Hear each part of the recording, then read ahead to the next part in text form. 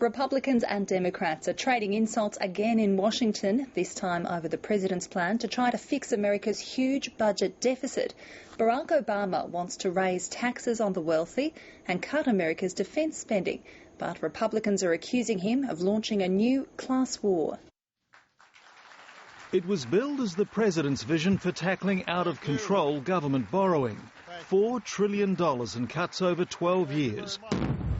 In defence, reining in health spending, but not dismantling Medicare, and removing Bush-era tax cuts for the wealthy. But we cannot afford $1 trillion worth of tax cuts for every millionaire and billionaire in our society. We can't afford it. And I refuse to renew them again. Barack Obama calls his a balanced approach, accusing Republicans of forcing the elderly and the poor to bear all the pain in their deficit reduction plan. But for Republicans, it was a partisan attack and class warfare. What we heard today was not fiscal leadership from our commander-in-chief. What we heard today was a political broadside from our campaigner-in-chief.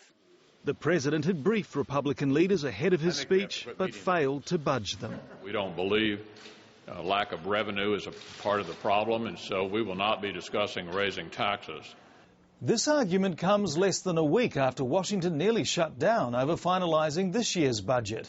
That last-minute compromise still has to be voted on in Congress, with politicians on the left and right still grumbling about the outcome. On top of that, the US is about to hit its $14.3 trillion federal debt limit. Republicans are demanding big concessions from Democrats before agreeing to raise it. The White House says not raising it would lead to an economic catastrophe. Barack Obama is calling for both sides to work together.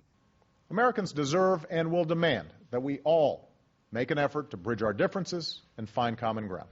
But America's partisan divide seems as wide as ever. Craig McMurtry, ABC News, Washington.